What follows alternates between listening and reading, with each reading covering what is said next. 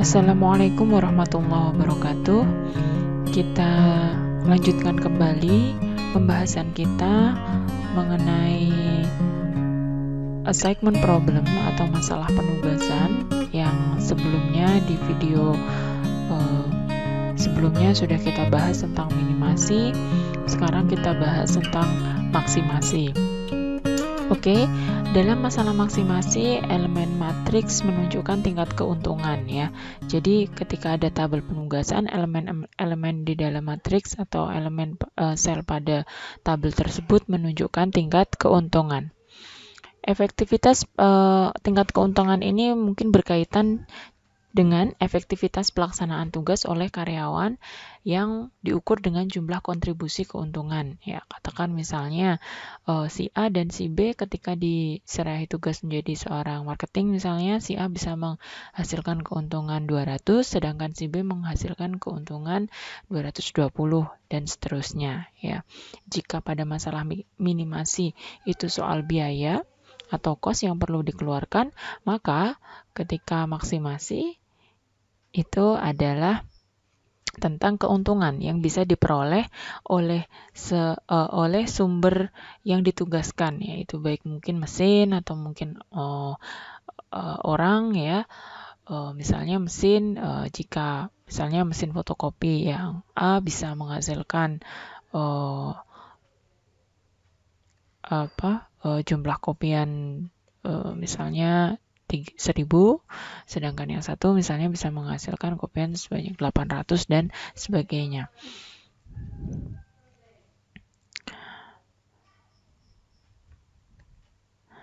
Oke, kita memakai tabel keuntungan, kita memakai matriks tabel keuntungan ya, di mana di sini hampir sama, hanya isi dari atau elemen matriksnya itu berbeda ya. Kita bedakan ya. Misalkan di sini Rudi itu jika diberi pekerjaan pertama dia menghasilkan keuntungan 1000, sedangkan Agus bila diberi pekerjaan pertama dia menghasilkan 1400, Budi 900 dan seterusnya.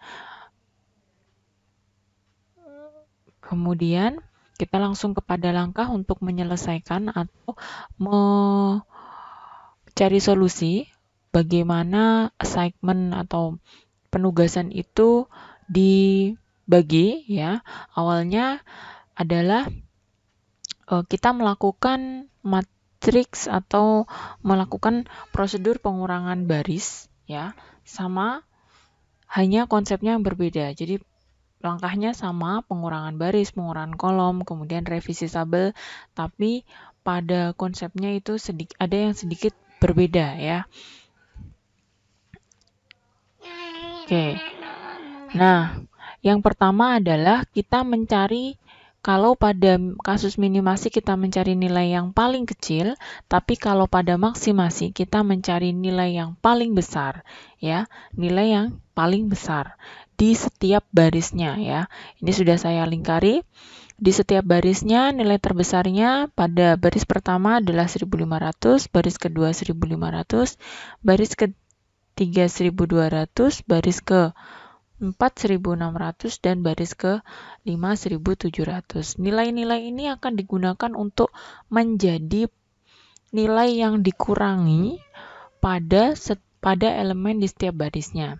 Contoh, pada baris pertama di mana nama pekerjanya Rudi ya.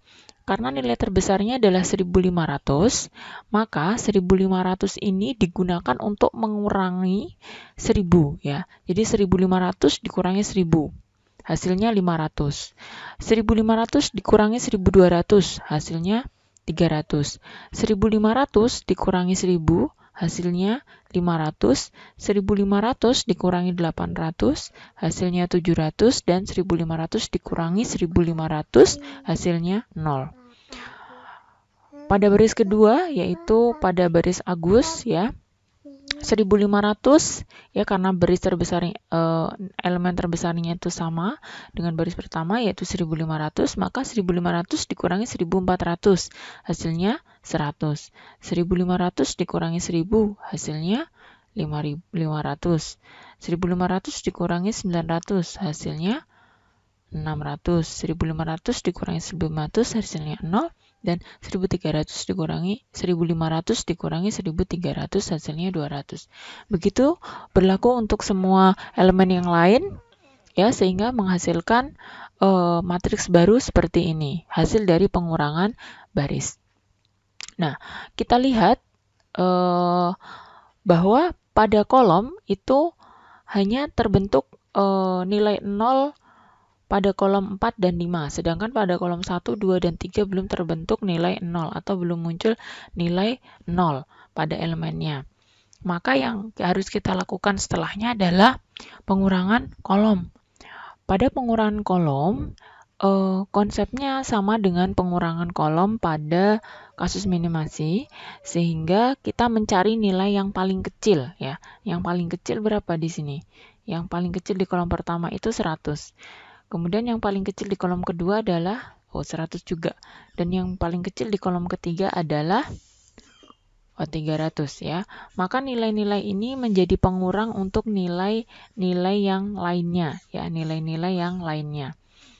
Nilai elemen lainnya. Jadi 500 dikurangi 100, 100 dikurangi 100, 300 dikurangi 100, 300 dikurangi 100, dan 700 dikurangi 100. Pada kolom kedua, nilai terkecilnya adalah 100, sehingga 300 dikurangi 100, 500 dikurangi 100, 400 dikurangi 100, 100 dikurangi 100, dan 400 dikurangi 100.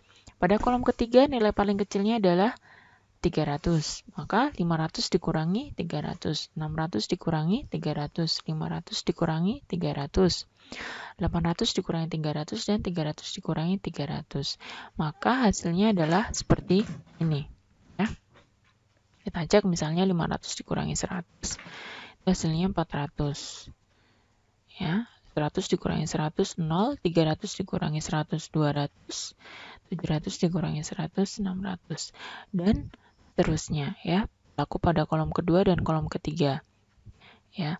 Diambil nilai yang paling kecil, ya, dari setiap elemen di dalam kolom tersebut. Jadi kolom 1, ya, nilai paling kecil di kolom 1, kolom 2 nilai paling kecil di kolom 2, dan kolom 3 nilai paling kecil di kolom 3.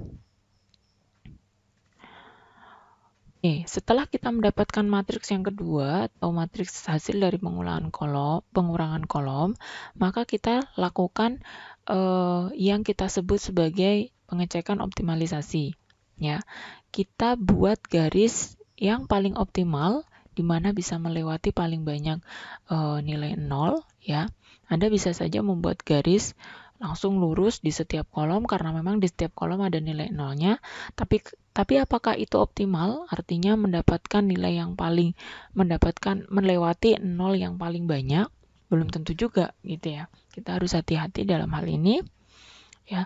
Misalkan ini lebih baik kita bikin secara misalnya mungkin ada yang horizontal, ada yang vertikal. Mana yang lebih banyak bisa melewati 0, ya, atau mana garis yang terbentuk yang bisa melewati 0 paling banyak, ya.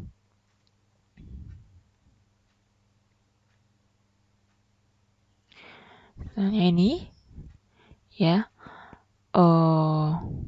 kita buat garis secara mendatar pada baris kedua, kemudian pada baris keempat, kemudian pada baris kelima, di mana baris itu memuat 2 0, ya.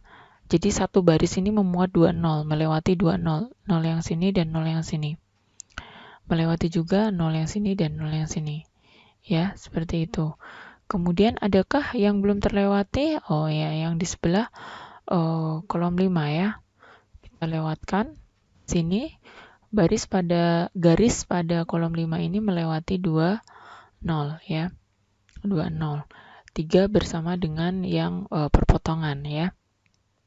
Kita hitung jumlahnya ada berapa? 1, 2, 3, 4. Ada 4. Sehingga ini masih lebih kecil atau kurang atau tidak sama dengan jumlah kolomnya, ya, atau jumlah barisnya, karena di sini jumlah kolom dan baris sama. Maka masih ada ketidakoptimalan, ya. Kemudian kita revisi, ya. Cara merevisinya adalah sama, kita kenali dulu mana elemen terbukanya. Elemen terbukanya adalah pada baris pertama dari kolom 1 sampai 4 dan pada baris ketiga dari kolom 1 sampai 4 yang ada kotak merahnya itu. Maka pada elemen terbuka ini ya, kita cari nilai paling kecilnya ya. Kita cari nilai paling kecil di elemen terbuka ini. Ternyata nilai paling kecilnya ada 200 ya. Di sini 200-nya ada 4 elemen ya. Nilai ini menjadi pengurang untuk elemen terbuka lainnya atau semua elemen terbuka di sini. Menjadi pengurang untuk elemen terbuka, semua elemen terbuka, dan menjadi penambah ya untuk elemen pada titik perpotongan ya. Hasilnya seperti ini. Jadi 400 dikurangi 200, 200 dikurangi 200, 200 dikurangi 200, 700 dikurangi 200, 200 dikurangi 200, 300 dikurangi 200 di sini ya. Kemudian ini hasil dari 400 dikurangi 200. Dan ini hasil dari 200 dikurangi 200 dan ini hasil dari 400 dikurangi 200. Sedangkan pada perpotongan kita tambahkan 200, perpotongannya ada pada di sini ya, 200 ditambah 200 menjadi 400 dan 500 ditambah 200 menjadi 700 dan di sini 0 ditambah 200 menjadi 200-nya. Hasilnya seperti ini. Kemudian kita cek kembali menggunakan garis apakah sudah optimal atau belum matriks yang kita dapat dari revisi ini ya. Nah, di sini garisnya dibuat horizontal 1 2 3 4. Kemudian ada satu yang vertikal ya. Garis horizontal pertama ini melewati 3.0, garis horizontal kedua melewati 20, horizontal ketiga melewati 30, horizontal kedua melewati 20 dan garis vertikalnya melewati karena ini tadi tersisa ya. Anda bisa menambahkan garis di sini atau seperti ini, tidak masalah ya. Yang penting Anda bisa membuat atau melakukan sebuah trik untuk menggaris ini, di mana bisa melewati lebih banyak 0 ya. Seperti itu. Kita cek garisnya sudah ada 5 ya, 1, 2, 3, 4, 5. Maka ini kita katakan sebagai tabel yang atau matriks yang paling optimal. Sehingga kita tinggal melakukan analisa pembagian tugas ya. Nah, kita mulai dari Bagus ya, karena di sini Bagus hanya mendapatkan satu nilai 0 yang artinya dia hanya optimal di situ. Maka dia Bagus ini dalam hal ini mendapatkan tugas ke-3. Nah, kemudian kita analisa kembali ya. Misalnya kita Doni ya, ini kita di situ Doni ada 2, di 2 dan 4 ya. Di sini ya, di 2 dan 4. Nah, kita pilihkan misalnya Doni di 2 ya, di 2. Jika Doni dipilihkan di 2, maka otomatis Rudi tidak mendapatkan tugas 2 ya. Sehingga dia bisa mendapatkan tugas 5 ya. Kenapa? Karena tugas 3 sudah diberikan kepada Bagus ya. Seperti itu. Kita ke Agus ya, karena Bagus dan Doni sudah pasti mendapatkan itu, dan Rudi sudah pasti mendapatkan 5 jika Doni diberi tugas 2. Agus berikan tugas, nah Agus ada 2 ya, ini 1 dan 4. Kalau Agus kita berikan tugas 1 tidak mungkin. Kenapa? Karena Budi, ini Anda lihat kalau Agus diberikan tugas 1, Budi akhirnya tidak bisa mendapat pekerjaan atau tugas yang optimal. Kenapa?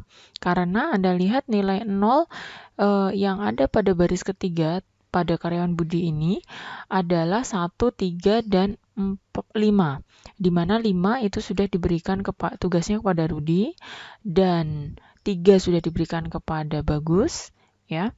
Maka jika Agus ini diberikan tugas 1, Budi tidak mendapatkan jatah tugas yang optimal. Maka mau tidak mau Agus diberikan tugas yang keempat. Ya. Yang keempat, sehingga Budi bisa diberikan tugas yang pertama. Nah, ini seperti itu ya. Kita kemudian mengembalikan lagi ke tabel pertama ya, tabel penugasan, ke tabel penugasan. Kita lihat Rudi pada tugas kelima dia mendapat bisa menghasilkan keuntungan berapa? 1.500. Kemudian Agus bisa mendapat keuntungan 1.500. Kemudian Budi 900, kemudian Doni 1.500 dan Bagus pada tugas ketiga 1.400. Jika kita hitung, maka semuanya akan mendapatkan hasil 6.800. Seperti itu. Nah, masih ada satu kemungkinan lagi. Tadi kita berikan Bagus itu tugas ketiga ya, karena Bagus ini tidak mungkin ke tugas yang lain karena nolnya hanya 1.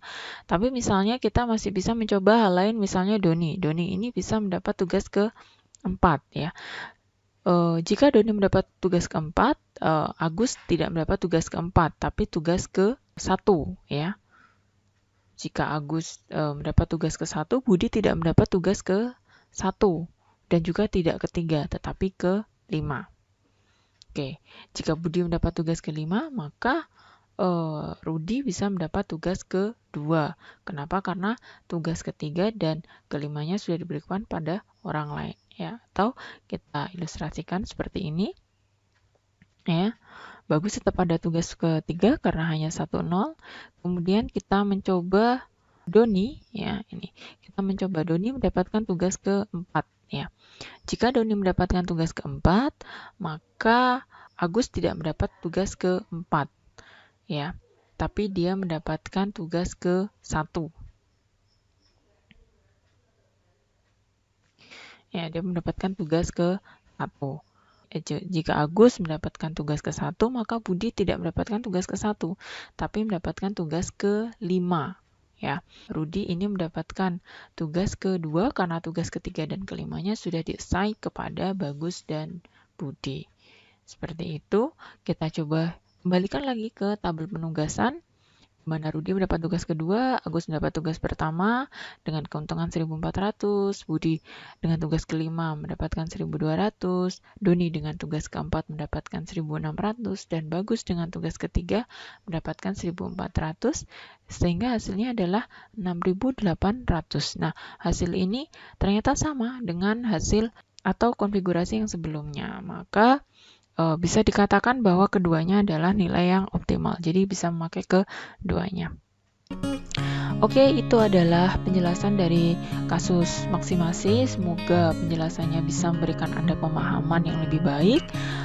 Jika ada penjelasan yang salah, saya minta maaf. Ataupun jika ada penjelasan lain di video YouTube dari link yang lain, silahkan Anda akses untuk menambah pengetahuan dan menambah wawasan serta pemahaman Anda mengenai topik masalah penugasan atau assignment problem di riset operasi. Terima kasih telah menyaksikan. Wassalamualaikum warahmatullahi wabarakatuh.